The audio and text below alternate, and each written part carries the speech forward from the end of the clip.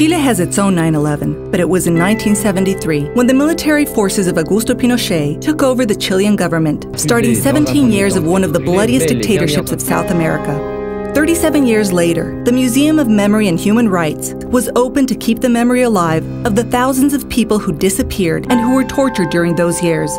Despite the fact that Pinochet's dictatorship is globally rejected, in Chile the denial and minimization around the human rights violations is common among the younger generations, and even some politicians have justified these acts. El pronunciamiento militar fue justificado, lo que generó en la libertad de Chile de vivir en un marxismo. Es un museo de la izquierda para contar una versión falsa de la historia del Chile. How can we help a generation who didn't live in those times understand what really happened during the dictatorship?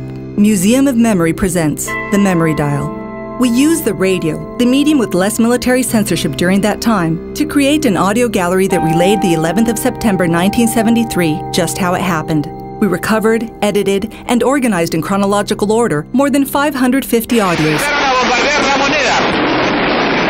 Yo no voy a renunciar. Pagaré con mi vida la lealtad del pueblo. Tiene la presidencia sacar del país, pero la ley se cae y después cuando vaya a volar, conforme. We compiled all this material in a minute-by-minute timeline that was streamed on several radio stations during the 11th of September 2018, on thememorydial.cl, on a streaming via Facebook Live, in schools, and even in the very same Museum of Memory. Un proyecto que se llama Sintoniza con la Memoria. ¿Cómo ellos van reviviendo el golpe de Estado todo el día? Me pone los pelos de punta, es muy escalofriante, la verdad. So what you're hearing on that tape is while Allende is giving his last speech, which was his most moving speech.